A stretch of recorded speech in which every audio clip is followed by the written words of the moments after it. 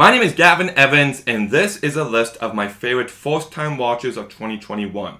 So these are movies that came out a while ago that I watched for the first time this year. I'm going to try to do my best to not acknowledge anything that came out in 2020, 2021, or 2019, just so it's older movies that I'm talking about. And I'm also going to be talking about some TV shows and some video games I've played. And I'm going to try to do this without any cuts. Let's see how good of a job I do with that. But yeah, this is just going to be a quick video of me talking about a bunch of older movies that I watched for the first time this year. I already said that, but let's go.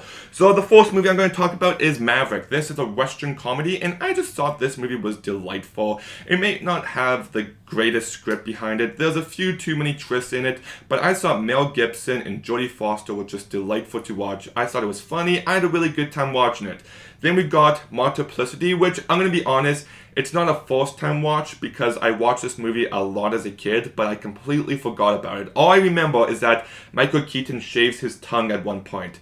But this movie's just delightful. I miss comedies like this, where they got a sci-fi fantasy angle to them, but there's still real emotion present there and everyday problems that people do face. And I think this movie's hilarious.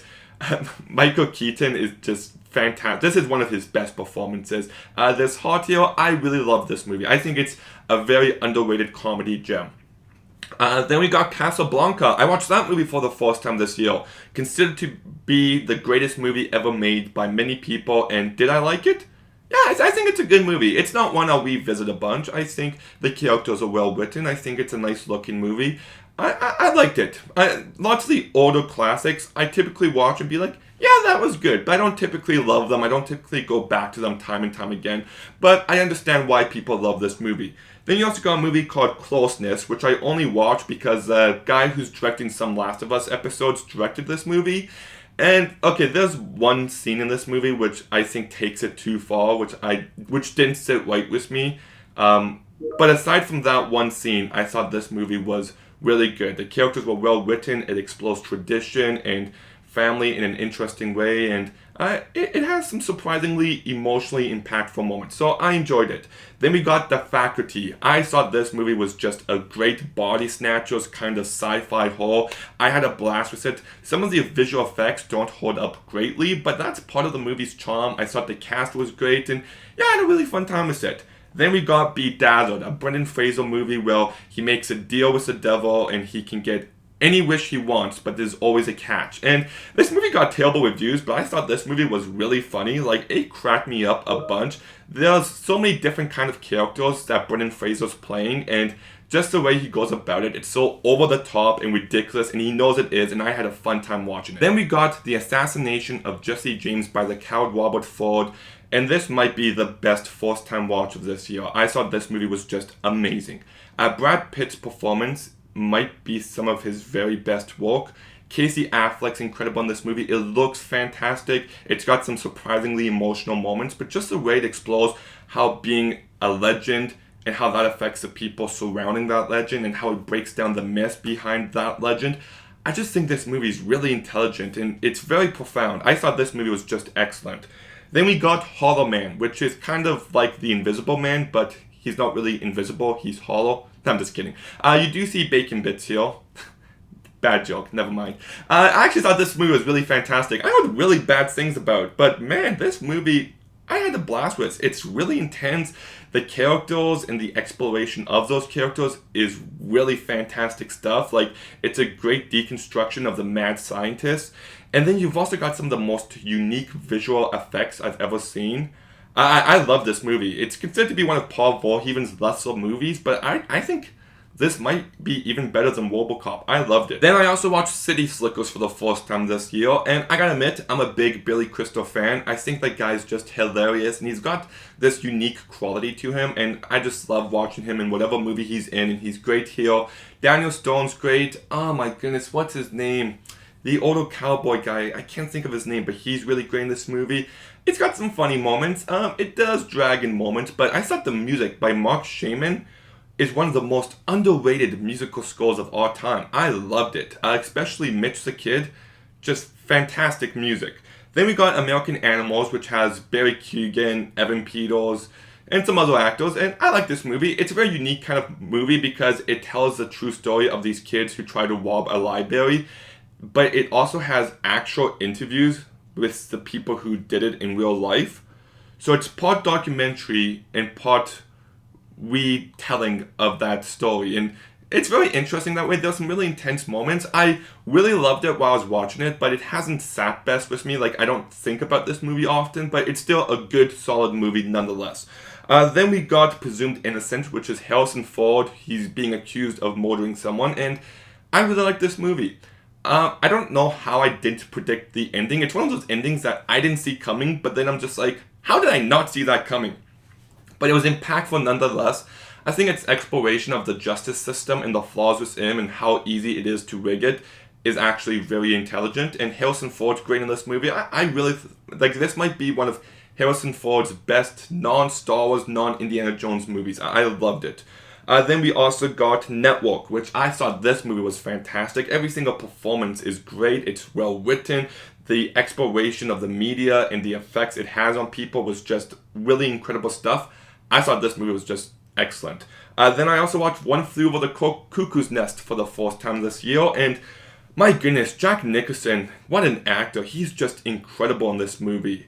And then also oh my goodness, I feel bad. I can't remember the actress's name, but the actress who plays Nurse Ratched, I thought was really phenomenal as well. And then Brad Dourif, Chucky himself, he's really great in this movie too. And just the story that's on display here and the emotion, it feels real, it feels raw, and it has a lot to say. I thought this was a really fantastic movie. Then we got Bodied, which I really love this movie. I did a Gavin Recommends for it a few months ago, but I think the exploration of all these different ideas is very hard-hitting, and it has a lot to say on it. It doesn't have any answers, but it has enough there for some tough discussions. And I thought the performances were great, and there's a very unique quality to this movie. Joseph Kane directed this movie well, and there was one moment in the end where the main character goes from being a pretty unlikable douchebag to being the most hated person. And just in that 1 second, how your opinion of him gets even worse. Just fantastic stuff. Then I watched Kramer vs. Kramer this year, which I wasn't expecting much from. I thought it was going to be really boring. I thought it was going to be a less impactful version of Marriage Story. And that might be true, but I still think the story of watching this dad who didn't really do the best job being a dad, coming into his own and trying to do right, was a really well done story. I think the performances by Dustin Hoffman, Meryl Streep, and so the kid actor was really fantastic. Yeah, I quite enjoyed this movie. I thought it was really solid. And then I also watched the movie Fired Up, and I thought this movie was going to be a lame American Pie ripoff. And this might be the biggest surprise in terms of movie that I've seen this year. I love this movie a lot. Like, I thought this movie was just hilarious, but it was also unexpectedly really sweet and romantic and charming. And the two main actors of this movie, I think one of them's name's Eric Christian Olsen, I want to say. He plays Vaughn in Community. I just thought they both did a really great job. The movie's hilarious. It's very self-aware. I was surprised by how good this movie is, especially because the reviews it got were awful. But, like, this is a solid, like, amazing comedy. Like, it's one I'll rewatch plenty of times. Then I also watched Housebound, which I really love this movie. There's one scene at the very end that I just thought was awesome, but this movie was really tense and thrilling, and there's lots of twists and turns that do enhance the movie as it progresses. And yeah, I really love this movie a lot. Highly recommend it. One last movie I'll mention. It came out in 2019, so I don't think I was going to mention it, but I'll mention it anyways.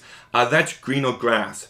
This is a very love it or hate it kind of movie, and I'm on the love it side. I thought this movie was hilarious. It's very unique. It plays up to my sense of humor so perfectly, and this movie I really loved. And then we got some TV shows I watched for the first time, so let's begin with Succession. I just finished it. There are reviews coming for all these shows next year, because they're already done and completed by this point. But Succession Season 1 I thought was great introduction to these characters and this world and the story. Succession Season 2 I thought was amazing. Like, I loved it. The writing was top notch, and the ending had such a huge impact on me. And then we got to Succession Season 3, which isn't new, it came out this year, but I'll say that it's definitely my least favorite of the seasons, even though it ended really strong. Then I watched Dark, it's a Danish sci-fi show, and I just loved it. This show was so unique and unlike anything else. It has real emotional weight behind everything that happens, it's very intelligent, and it's clearly planned out from beginning to start. And just the way it progresses, I just found to be interesting. Like, it's one of those shows that starts off somewhat complex, and you're like, wow, this is some complex stuff. But then by the end of the show, you're just like, yeah, that stuff that I once thought was complex was really nothing at all. Loved it. Then I also watched a show called Royal. It stars Andrew Koji, and I gotta say, this guy is going to be a star one day. I really enjoyed this show. It might not be the greatest show ever, but the action's really solid, the characters are well defined. I have a blast watching this show, even though I think it focuses on the supporting characters far too much. And I much prefer Andrew Koji and his storyline than the other stuff. But I still really enjoyed both seasons 1 and 2. Review for that's coming out in April, I think. And then I already reviewed all of BoJack Horseman, and I do love it.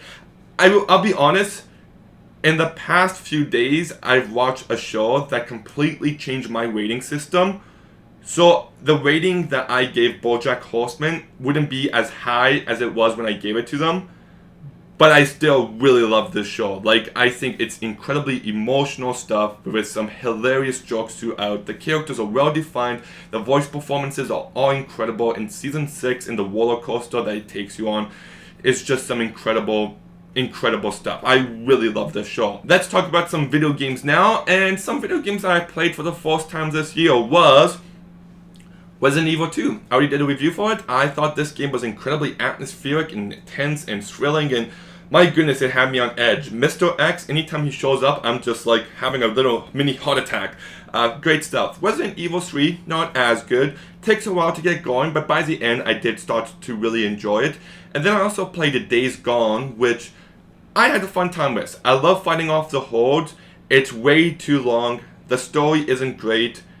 But I do like the main character of Deacon, and I do like the gameplay enough to, yeah, I did like it. It's just, it's not a great game, but it's a good, solid game. And then I also played Beyond Two Souls, which I was expecting to hate because I hate that kind of storytelling, but I did think the story was really solid. Ellen Page gives a really fantastic performance. The character of Jodie and Aiden and what happens is just tragic. I thought this had some really strong emotional beats in it.